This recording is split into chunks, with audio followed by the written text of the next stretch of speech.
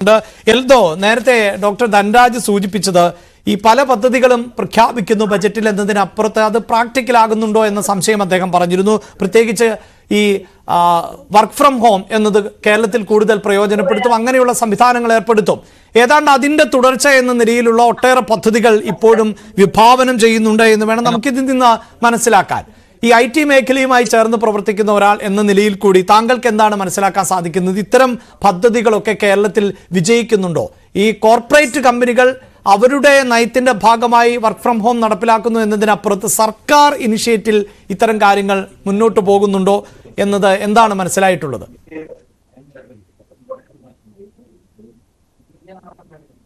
അഭിലാഷ് കേൾക്കാൻ പറ്റുന്നുണ്ടോ? കേൾക്കാം, പറഞ്ഞുകൊള്ളൂ. അഭിലാഷ്, ഞാൻ ആദ്യമായിട്ട് പറയും, കേരളം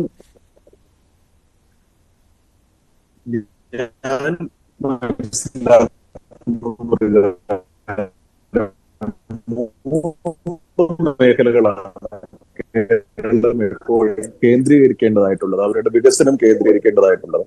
ഒന്ന് ടൂറിസം മേഖല, ഒന്ന് ഐതിഹ്യം തുറമുഖത്തിന് നമ്മൾ അത് കേരളത്തിൽ ഒരു വലിയ മാറ്റങ്ങൾ ഉണ്ടാക്കാൻ പറ്റും. IT മേഖലയിലേക്ക് നോക്കുകയാണെങ്കിൽ ഇപ്പോൾ നമ്മൾ ഈ ഒരു സമയം വർക്ക് ഫ്രം ഹോമിനെ കുറിച്ച് അധികം സംസാരിക്കുന്നതിൽ അർത്ഥമില്ല എന്ന് എനിക്ക് തോന്നുന്നു. കാരണം എല്ലാ കമ്പനികളും 1-2 ദിവസമെല്ലാം ഓഫീസിലേക്ക് വന്ന് വർക്ക് ചെയ്യാൻ അവിടുത്തെ എംപ്ലോയീസിനോട് ആവശ്യപ്പെടുന്ന പോകുന്ന ഒരു സാഹചര്യമാണുള്ളത്. പക്ഷെ നമുക്ക് ഇവിടുത്തെ കമ്പനികൾക്ക് പ്രവർത്തിക്കുന്നതിനുള്ള വർക്ക് ഫ്രം ഹോമിനപ്പുറം ഒരു സ്പേസ് നമ്മുടെ IT പാർക്കുകളിൽ നടത്തേണ്ടതായിട്ടുണ്ട്. അതോടൊപ്പം പുതിയ IT പാർക്കുകൾ സ്ഥാപിക്കേണ്ടതായിട്ടുണ്ട്. അല്ലെങ്കിൽ ഗവൺമെന്റ് തലത്തിൽ വർക്കിംഗ് സ്പേസോ സ്വകാര്യ മേഖലയുമായി ബന്ധപ്പെട്ട വർക്കിംഗ് സ്പേസോ എല്ലാം നമ്മൾ ഇവിടെ തുടങ്ങേണ്ടതായിട്ടുണ്ട്. ഞാൻ ഒറ്റ കാര്യത്തിലേക്കാണ് കിടക്കുന്നത്. ഒന്ന്, ഇന്ന് ഞാൻ ജസ്റ്റ് ഒന്ന് ഗൂഗിളിൽ സെർച്ച് ചെയ്യായിരുന്നു. എല്ലാ ബഡ്ജറ്റ് കഴിയുമ്പോൾ ഞാൻ സെർച്ച് ചെയ്യും Kerala budget IT park, Kerala budget info park, Kerala budget techno park. ഒരു കാര്യം പോലും അതിൽ പൊങ്ങി വന്നില്ല ഞാൻ ഗൂഗിളിൽ സെർച്ച് ചെയ്യുമ്പോൾ. അപ്പോൾ നിങ്ങൾക്ക് തന്നെ മനസ്സിലാവും, നമ്മൾ ഏറ്റവും കൂടുതൽ കഴിഞ്ഞ 3-4 മാസം മുന്നേ നമ്മൾ ചർച്ച ചെയ്ത ഒരു കാര്യമാണ് കൊച്ചിയിലെ സ്മാർട്ട് സിറ്റിയുമായി ബന്ധപ്പെട്ടുള്ള കാര്യം. ഏകദേശം 246 ഏക്കർ ഭൂമി 15 വർഷത്തിലേറെയായി ഒന്നും ചെയ്യാതെ, പ്രത്യേകിച്ച് അവിടെ ചെറിയ ചില കമ്പനികൾ വന്നു. അതിന്റെ കൂടുതലേക്കൊന്നും ഞാൻ കടക്കുന്നില്ല, ഈ ചാനൽ തന്നെ നമ്മൾ ചർച്ച ചെയ്തതാണ്. എന്നിട്ട് ഇപ്പോൾ അത് ടീകോമുമായിട്ടുള്ള കരാർ കഴിഞ്ഞ മാസങ്ങളിൽ സർക്കാരിന് അത് അവർ പിന്മാറേണ്ടതായിട്ട് വന്നു. അപ്പോൾ ഈ ബഡ്ജറ്റിൽ അതിനെക്കുറിച്ച് എന്തെങ്കിലും പറയുന്നുണ്ടോ? ആ 246 ഏക്കർ ഭൂമി ഏതെങ്കിലും രീതിയിൽ ഉപയോഗിക്കുമെന്ന് പറയുന്നുണ്ടോ? ഞാൻ പറയുകയാണ്, 100-ലേറെ കമ്പനികൾ ഇൻഫോ പാർക്കിൽ പ്രവർത്തിക്കാൻ തയ്യാറായിട്ട് വരുന്നുണ്ട്. അതിന്റെ ഡേറ്റ് നമ്മുടെ കയ്യിൽ ഉണ്ടായിരുന്നു. പക്ഷേ ഈ സാഹചര്യത്തിൽ അവിടെ സ്പേസ് ഇല്ല, പുതിയ കമ്പനികൾക്ക് വരുന്നതിന് സ്പേസ് ഇല്ല. അപ്പോൾ പുതിയ IT പാർക്ക് പ്രാദേശികമായി നമ്മൾ നടപ്പാക്കുമ്പോൾ അതുമായി ബന്ധപ്പെട്ട് ഒരുപാട് കാര്യങ്ങൾ നമുക്ക് ചെയ്യേണ്ടതായി വരും. കാരണം ഇൻഫ്രാസ്ട്രക്ചർ, നമ്മൾ ഒരു ബിൽഡിംഗ് പണിതാൽ മാത്രം അവിടെ IT പാർക്ക് പറ്റില്ല.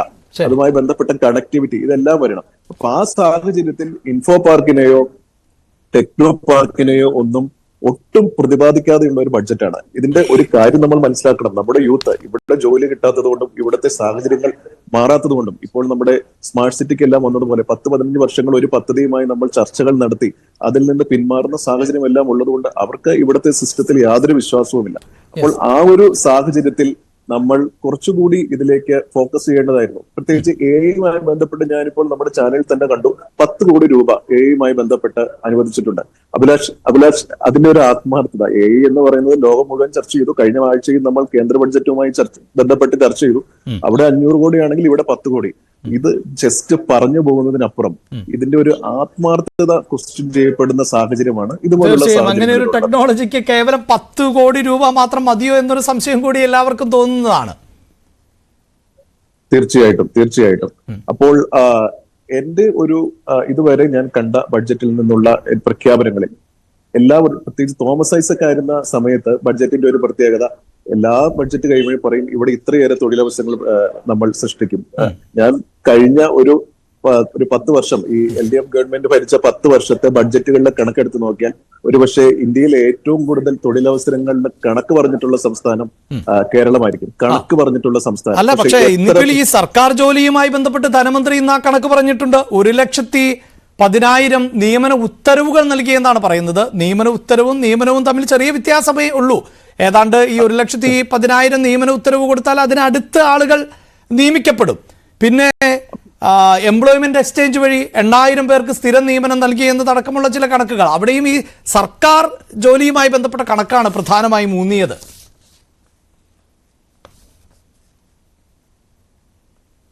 അതുപോലെ ഒരു കാര്യം നിങ്ങൾ മനസ്സിലാക്കും, നമ്മുടെ PSC, നമ്മൾ ഈ സർക്കാർ ജോലികളിൽ ഏറ്റവും ആദ്യം ആശ്രയിക്കുന്നത് PSC ആണ്. ഇപ്പോൾ PSC-യുമായി ബന്ധപ്പെട്ട് എത്ര പേരാണ് നിയമനത്തിന് കാത്തിരിക്കുന്നത് നമുക്കറിയാം. കഴിഞ്ഞ 5 വർഷം LDF ഗവൺമെന്റ് വന്നതിന് ശേഷം എത്ര PSC കോച്ചിങ് സെന്ററുകൾ ഇവിടെ പ്രവർത്തിക്കുന്നുണ്ട് എന്ന ഒരു ഡേറ്റ അഭിലാഷിന് എടുക്കാൻ സാധിച്ചാൽ തന്നെ മനസ്സിലാവും ഗവൺമെന്റ് ജോലികൾക്കാണെങ്കിലും ആർക്കാണ് ഇവിടെ കിട്ടാൻ സാധ്യതയെന്ന്.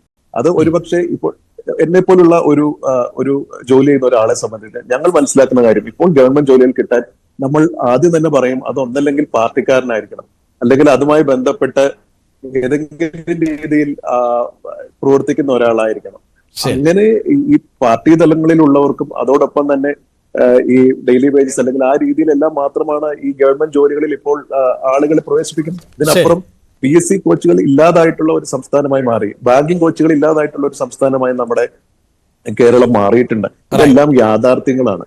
അപ്പോൾ ഗവൺമെന്റ് ജോലികളിലൊക്കെ നോക്കി ഇനി നമുക്ക് മുന്നോട്ട് പോകാൻ പറ്റില്ല. പ്രൈവറ്റ് സെക്ടറിൽ ഇവിടെ നമുക്ക് വികസനം വരണം. അതിന് IT ആണ് കേരളത്തിന് ഏറ്റവും സാഹചര്യമുള്ള മേഖലമാണ്. അപ്പോൾ പോലും 10 കോടി രൂപ AIക്കും അതോടൊപ്പം തന്നെ കേരളത്തിലെ ഏറ്റവും വലിയ 2 IT പാർക്കുകളായി ഇൻഫോ പാർക്കിനെയും ടെക്നോ പാർക്കിനെയും പ്രത്യേകിച്ച് യാതൊരു വിധത്തിലും ഈ ബഡ്ജറ്റിന്റെ ഭാഗമായി ഞാൻ മനസ്സിലാക്കുന്നിടത്തോളം, ഞാൻ കണ്ടിടത്തോളം പ്രതിപാദിച്ചിട്ടില്ല. അഭിലാഷ് എന്നെ വേണമെങ്കിൽ തിരുത്താം. ആ ഒരു സാഹചര്യമാണ് ഇവിടെ ഉള്ളത്.